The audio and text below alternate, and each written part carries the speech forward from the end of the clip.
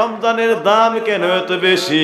কেন এই মাসে রহমত? কেন এই মাসে মাগফিরাত? কেন এই মাসের ভিতরেই নাজাত? আমার নবীজির জিজ্ঞেস করা হইলে নবী আমার উত্তর দিলেন, ও দয়াল নবী। নবীর কাছে সাহাবীরা জানতে চাইলেন, মাস তো আরো 12টা অনেক আছে, 11টা মাস শুধু রমজান ছাড়া আছে, ইয়া রাসূলুল্লাহ কেন গো এই একটা মাসকে আল্লাহ 3টা ভাগে ভাগ করে দিলেন? কি কারণ?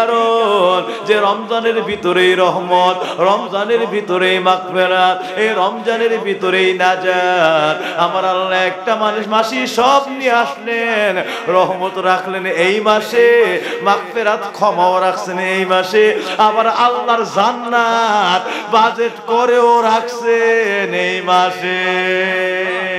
দয়াল নবী আমার উত্তর দেন, ও আমার উম্মতেরা রে, আসিয়ামু জান্নাতুন ফালা ইয়ারফাস ওয়ালা ইয়াজহাল ফাইন ইমরাউন কাতালাহু আও শাতাবাহু ফালিয়াকুল ইন্নী ইমরাউন সাইমুন মাররাতাই লা খুলুকু ফামুস সাইমি আতিয়াবুন ইনদাল্লাহি মিন রিহিল মিসকি আসিয়ামু লি ওয়া আনা আজজি বিহি রাওয়াহুল বুখারী। দয়াল নবী আমার ফরমান, আমার উম্মতেরা, কারণ হলো এই আসিয়ামু জান্নাতুর রোজাটাকে আমরা আল্লাহ সকল গুনাহগার উম্মতের জন্য ঢাল বানায়া দিয়েছে। সাহাবীরা কই, ইয়া রাসূলুল্লাহ এতক্ষণ তো একটু বুঝছিলাম, এখন তো আরো বুঝি না, এখন আরো বুঝি না। নবীজি বললেন আসিয়ামু জান্নাতুন, আল্লাহ রমজানটাকে আমার উম্মতের ঢাল বানায় দিয়েছে। এবার সাহাবীরা জানতে চায়, ইয়া রাসূলুল্লাহ এতক্ষণ তো বুঝছিলাম রমজানের রহমত আছে, মাগফিরাত আছে, নাজাত আছে, এখন তো যেই কথা বলছেন ঢাল, এইটাই তো বুঝলাম না, এইটা কি জিনিস সেটা তো বুঝতে পারলাম না। এবার দয়া অল্প সময় বেশি কষ্ট হইব, কি বলেন 10-15 মিনিট সময়?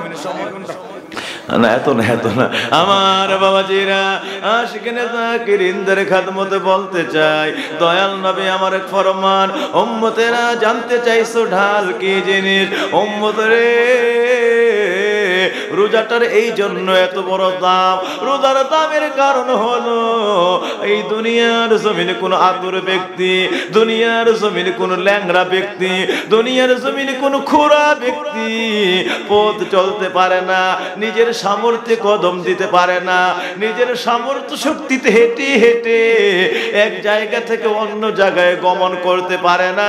লোকটা আতুর, লোকটা ল্যাংড়া, লোকটা খোঁড়া, এই ব্যক্তির জন্য একটা লাঠির প্রয়োজন হয়, একটা ঢালের প্রয়োজন হয়। ওই ব্যক্তিটা, এই ল্যাংড়া ব্যক্তিটা, এই আরেকটা পায়ের মতো করে যদি একটা লাঠি থেকে বানায় দেওয়া হয়, ওই লাঠিটার উপরে ভোর করে করে করে করে করে করে এক জায়গা থেকে আরেক জায়গায় যেতে পারে।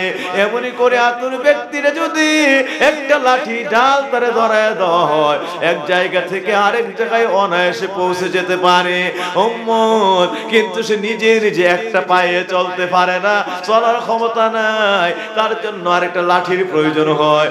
এই ঠিক এমনই ভাবে আমি নবীর উম্মতের দিনের গুনাহ, রাতের গুনাহ, সকালের গুনাহ, বিকালের গুনাহ, হাতের গুনাহ, পায়ের গুনাহ, চোখের গুনাহ, অঙ্গ প্রত্যঙ্গের গুনাহ, জবানের গুনাহ, শরীরের গুনাহ, এই গুনাহগার উম্মতগুলি সবগুলি গুনাহ দিয়া জাহান্নামের রাস্তার আতুর হয়ে গিয়েছে, জাহান্নামের রাস্তার ল্যাংড়া হয়ে গিয়েছে, জাহান্নামের রাস্তার ল্যাংড়া হয়ে গিয়েছে, জান্নাতের রাস্তার ল্যাংড়া হয়ে গিয়েছে, জান্নাতের রাস্তার আতুর হয়ে গিয়েছে। এই আমল দিয়া আর এই জীবনের গুনাহ দিয়া প্লাস মাইনাস করে এত ভাবে গুনার দরজা বৃদ্ধি হয়ে গেছে। এই মানুষগুলি গুনার কারণে, এই মানুষগুলি গুনার কারণে আল্লাহ রাব্বুল আলামিনের দরবারে বদ আমলের খোরা হয়ে গিয়েছে, ল্যাংড়া হয়ে গিয়েছে, আতুর হয়ে গিয়েছে। যেই মাত্র কবরে রাখা হবে, আমার আল্লাহ রাব্বুল আলামিন আলামিন ওই বান্দার কবরের মধ্যে ঢাল জান্নাতের ঢাল দান করে দিবেন, হাসরের মাটির ঢাল নসিব করে দিবেন। এইটা দুনিয়ার সাধারণ ঢালের মতো না।